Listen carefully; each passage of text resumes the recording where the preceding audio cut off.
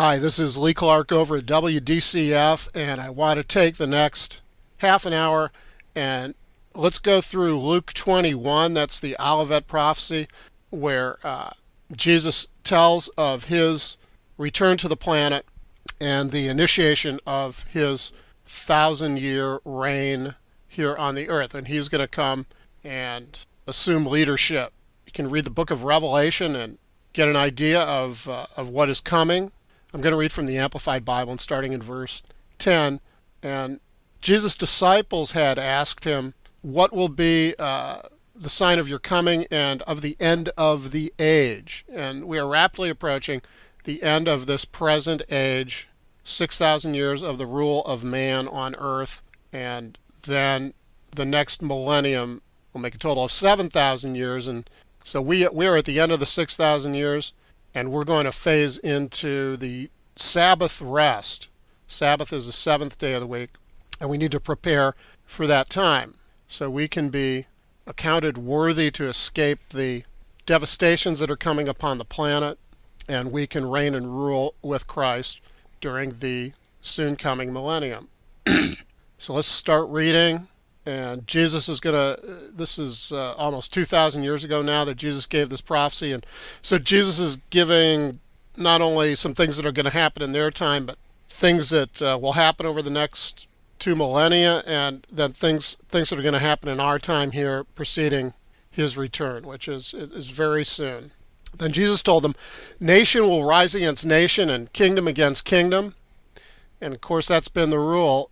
Different countries fighting against each other, and ethnic strife as well. Of course, over the last century, we've had 2 world wars, and since World War II, we've been involved in conflicts all over the planet.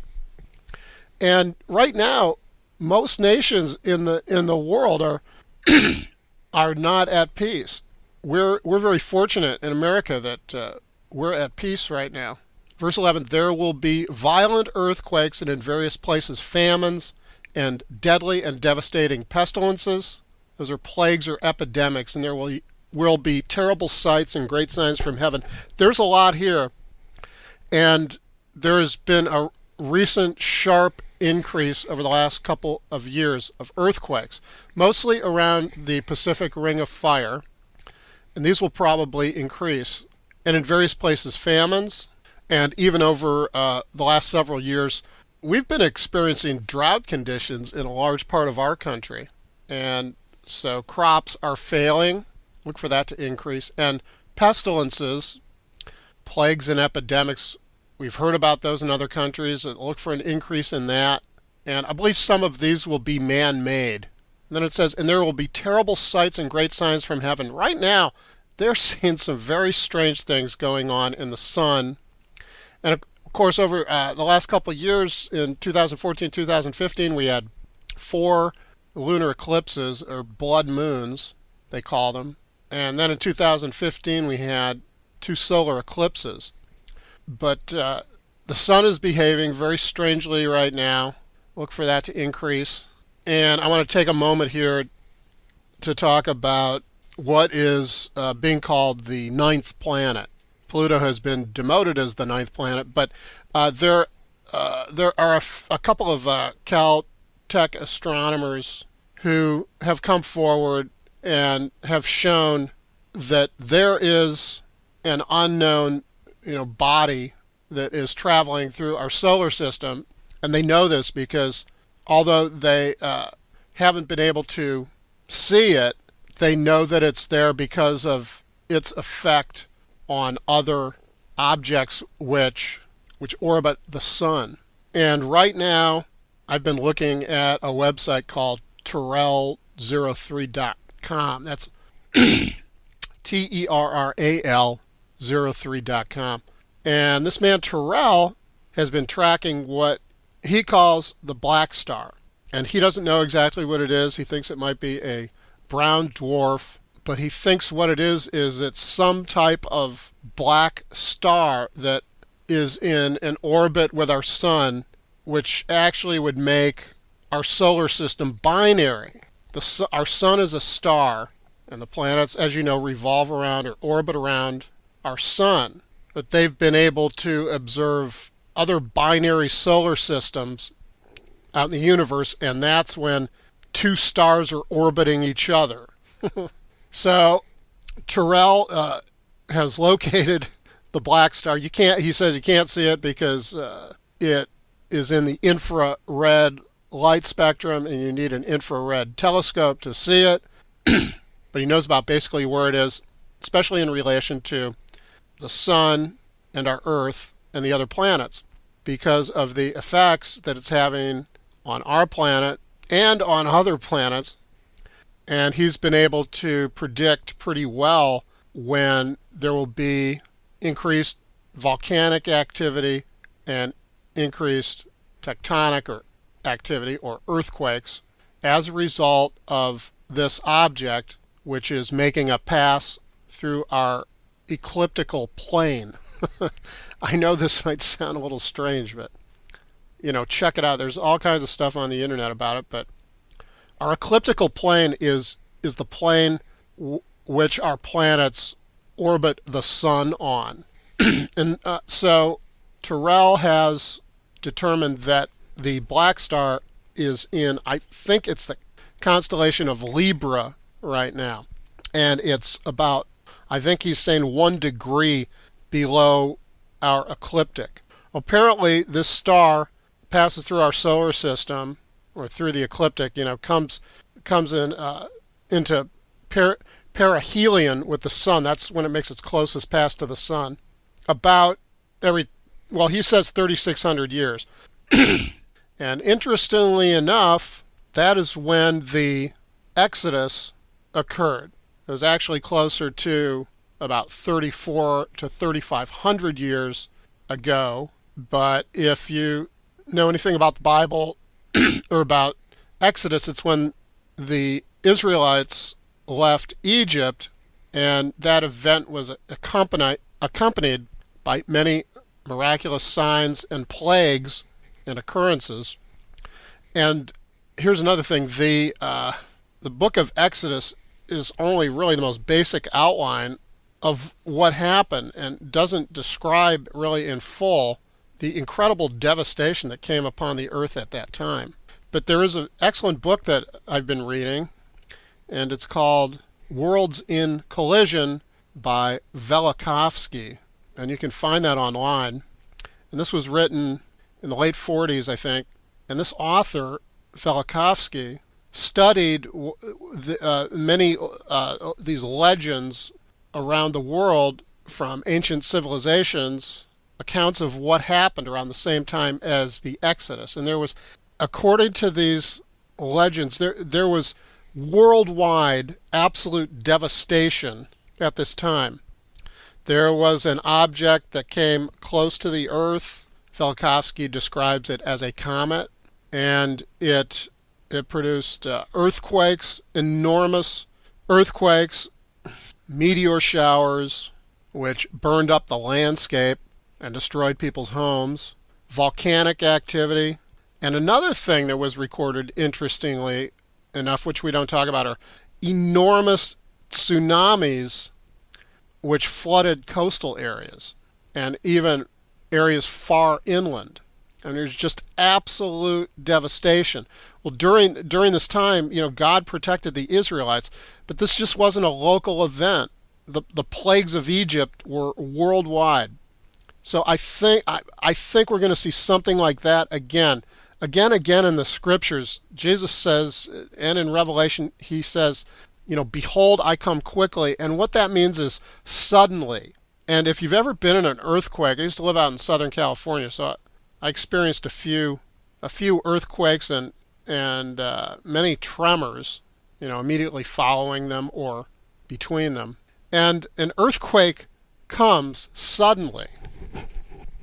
I mean, there is no warning. There actually is a warning, and that is that animals start to act strangely before an earthquake hits. But it is so sudden and unexpected that it really takes you by surprise. And I think there's a connection here. If you look in Matthew, Jesus calls these events birth pangs that come upon the earth. And what he's talking about is labor pains similar to what a woman experiences before she goes into delivery. And labor pains come suddenly out of nowhere. There's no warning. So with that, let's keep going. But I think this black star is really could be really devastating. And if you look at the plagues of Revelation 8, the trumpets, you'll see that they all seem to initiate from the heavens. Some foreign body comes down into our atmosphere and wreaks devastation on the earth. But because of the nature of this black star, not being able to see it, its effects come suddenly and without warning. Well, this is the warning right here. Jesus warned us that these things were going to happen. So we have to be, the point he makes, one of the points he makes here is that we have to be prepared at all times for his coming, at all times. Whether it appears that he's coming or not, but he's telling us what the signs are going to be. Okay, continuing in verse 12 of Luke 21. I'm Lee Clark, by the way. I've got a website I just put up, and you can go there. It's called Lee Clark Online. Lee Clark Online. LEECLARK.online. And you can, if you want to send me a message, you can go there and you can contact me that way. Lee Clark Online. Okay, verse 12. But before all these things, they will lay their hands on you and will persecute you, turning you over to the synagogues and prisons and bringing you before kings and governors for my name's sake. Well, this already happened during the Inquisition, but we have a new Inquisition coming up soon in this country. Christians all over the world actually are being persecuted and martyred in horrible ways, but it's coming to America, and the nation is slowly turning anti-Christ, and so the military and law enforcement are eventually going to come after Christians. And if you're paying attention, you can see this happening. But that's what Jesus is talking about. Verse 13, this will be a time and an opportunity for you to testify about me. So this is where you give your witness for your belief in Jesus Christ. So make up your minds not to prepare beforehand to defend yourselves. Isn't that interesting? For I will give you skillful words and wisdom, which none of your opponents will be able to refute, to resist or refute. But you will be betrayed and handed over even by parents and brothers and relatives and friends, and they will put some of you to death, and you will be continually hated by everyone because of your association with my name. So the people you trust most are going to turn you in to the authorities. They're going to rat you out. And this is, if you look at what happened in Nazi Germany and communist Russia, Stalinist Russia, this is the blueprint for what's coming in America. Those who fail to learn the lessons of history are doomed to repeat it. 18, but not a hair on your head will perish.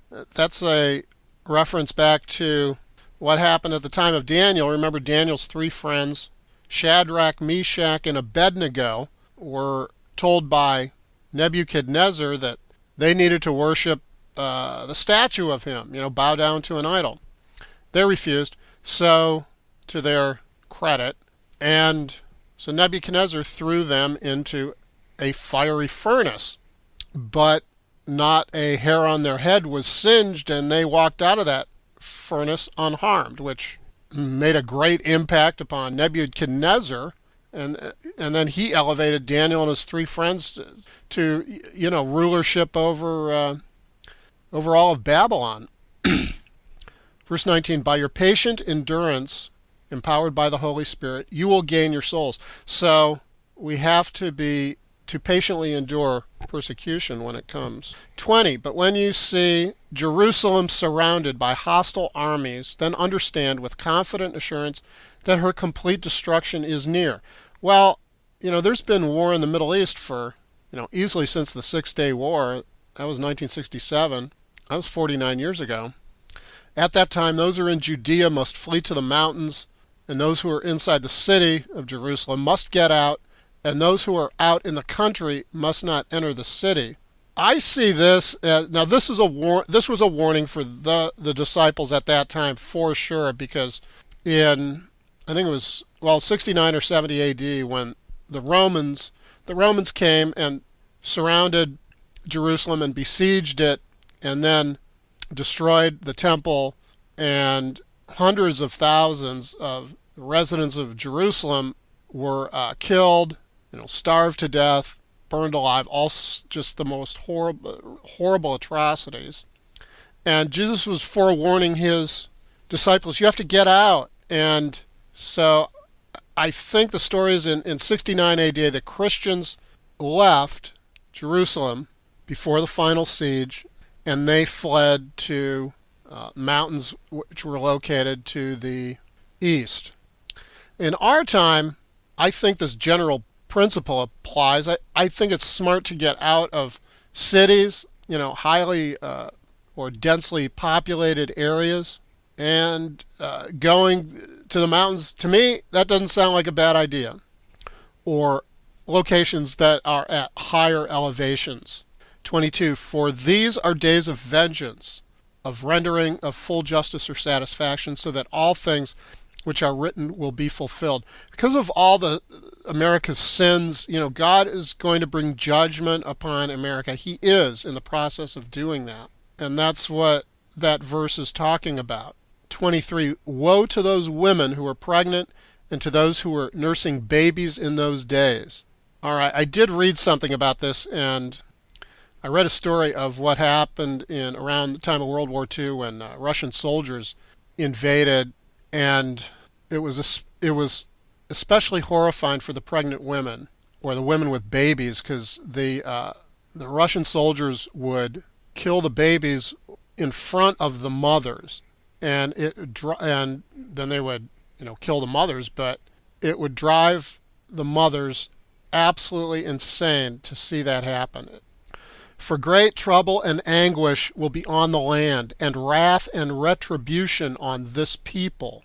That's talking about our people. It says in here Israel, and the fact is that America is end time Israel, when a lot of the Old Testament prophecies are actually about end time Israel, because we are the descendants of the lost 10 tribes of Israel, and that's a whole different subject.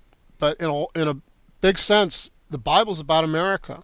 And they will fall by the edge of the sword and will be led captive into all nations. All nations, what? The United Nations. When the United Nations comes into a country, that is not a good time for the country. And if you've been paying attention, there have been exercises over the last year or two where they've been moving military equipment all over this country by railroad, and including tanks, trucks, military equipment, and a lot of it is United Nations, has a United Nations logo on it. And we are that close. It says, and Jerusalem will be trampled underfoot by the Gentiles until the times of the Gentiles are fulfilled. This has a lot of applications. A lot of this is past history and already happened, but there's also future fulfillments of this. All right, so verse 25, we could talk about the black star some more. There will be signs, it says, attesting miracles in the sun and moon and stars. And on the earth there will be distress and anguish among nations, in perplexity at the roaring and tossing of the sea and the waves. And I mentioned during the time of the Exodus there were enormous tsunamis. And I can see that this is a way that God will be judging end-time Babylon. And that's a whole different subject, but it's kind of really the world's economic system, especially as it exists within our cities and highly populated urban areas. One big area is the eastern seaboard up in the northeast. They call it a megalopolis, from Boston down through New York and Philadelphia into Washington, D.C. It's called a megalopolis, and it's like one continuous city. And most of the world's population lives within, let's say, 100 miles of a coastline. And just think of our country. Florida, by the way, is at a very low sea level. And if there are huge tsunamis, it's very likely that Florida will be completely washed away. It will be underwater. And there are a lot of people who say that they believe that is exactly what's going to happen. And imagine if enormous tsunamis, hit the coastlines. Our major cities will be gone along the East Coast, along the West Coast. What about LA? What about San Francisco, on up to Seattle? What about the Gulf Coast? So you can see how devastating this black star could be. Verse 26, people fainting from fear and expectation of the dreadful things coming on the world. And if this black star becomes visible, that will be suddenly visible. That will be terrifying. Apparently, that's what they saw at the time of the Exodus, and people were just absolutely terrified.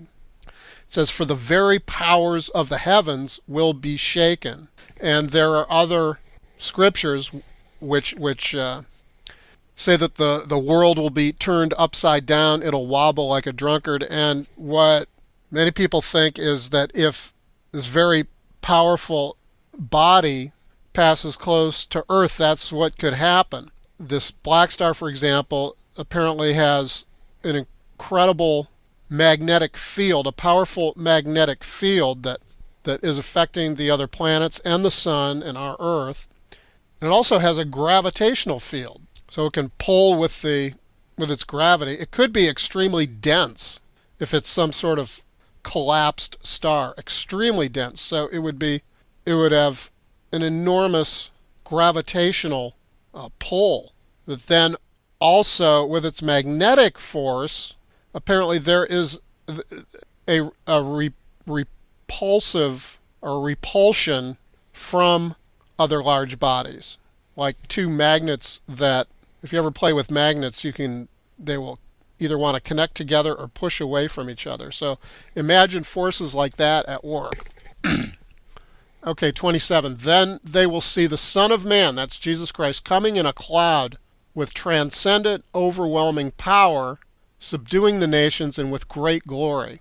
Now when these things begin to occur, stand tall and lift up your heads in joy, because suffering ends as your redemption is drawing near. So my opinion, if Terrell03 is correct about the black star, remember back in 2012, not everybody, a lot of people thought they call it Planet X or Nibiru, was coming and was going to wreak devastation upon the earth, and of course it didn't happen at that time. Well, maybe the black star is actually the realization of what people thought was going to happen at that time. And Jesus gives the parable of the fig tree. And then he told them a parable. Look at the fig tree and all the trees. As soon as they put out leaves, you see it and know for yourselves that summer is near. So you too, when you see these things happening, know without any doubt that the kingdom of God is near. And there's an interpretation of this I read, and I think there might be some merit to it, is that the nation of Israel, after it was founded in the late 40s, about 1947, 48, soon after that it started to spread out, especially after the 6-Day War. They gained more territory, such as the Sinai Peninsula and the West Bank and the Golan Heights, I believe. Those are the areas. And so it sort of put out leaves. And what's happening in the nation of Israel is a sign of the return of the Messiah. 32, I assure you and most solemnly say to you, this generation, those living at that definite period of time preceding the second coming, will not pass away until everything takes place. So he's saying that all this is going to happen in one generation, and presumably it's our generation that lives right now. How long a generation is up for debate. I mean, some people say it's 30 years, and other people say it's 40, and some people say it's 70, and I don't know the answer to that one. 33, heaven and earth will pass away, but my words will not pass away. This whole creation is going to roll up like a scroll and disappear, the heavens and the earth. And you can read about that in 2 Peter, and Revelation talks about that. There's going to be a new heavens and a new earth. So all this, this present creation is coming to an end. And, Jesus Christ is is the only way through all these events. All right, so here's the warning, 34, or the upshot of all this. But be on guard so that your hearts are not weighed down and depressed with the giddiness of debauchery and the nausea of self-indulgence and the worldly worries of life. So isn't that our country right now? And it says in other translations, it talks about overindulgence in food and drink. And it could even apply to drugs, I suppose. But that's our society right now, isn't it? And the worldly worries of this life. And aren't we? We're all worried about making a living, paying our bills, keeping our jobs. That's the foremost worry on people's minds, is just survival. And then that day, when the Messiah returns, will not come on you suddenly like a trap. For it will come upon all those who live on the face of all the earth. This is going to be a worldwide, global event. It says, but keep alert at all times. Be attentive and ready, praying that you may have the strength and ability to be found worthy and to escape all these things that are going to take place and to stand in the presence of the Son of Man at his coming. Well, some Christians think, well, I'm going to be in the rapture and I'll be raptured out of this. Well, I'm not so sure, but in Revelation it talks about before the trumpet plagues are initiated, and that's in chapter 8, there's a sealing of God's servants that takes place. And I think that might be a key to escaping all these things. We're sealed by the Holy Spirit, by the way. So that's the end of the section I wanted to read, but that's the upshot of all this. I'll read these 3 verses again. But be on guard so that your hearts are not weighed down and depressed with the giddiness of debauchery and the nausea of self-indulgence and the worldly worries of life. And then that day, when the Messiah returns, will not come on you suddenly like a trap, for it will come upon all those who live on the face of all the earth. But keep alert at all times. Be attentive and ready, praying that you may have the strength and ability to be found worthy, to escape all these things that are going to take place, and to stand in the presence of the Son of Man, that's Jesus Christ, at his coming. That's the message. Those are the words of Jesus Christ there. This was the Amplified Bible, which tends to amplify the verses, which I really like. And so finally, this is Lee Clark over at WDCF. If you want to contact me, you can email me. I'll give you my email address, Lee Clark Radio. It's really easy. Lee Clark Radio, LEECLARK Radio. Lee Clark Radio at gmail.com. LeeClarkRadio@gmail.com. And God willing, we can talk to you next week at the same time, 9:30 Sunday morning, here on WDCF.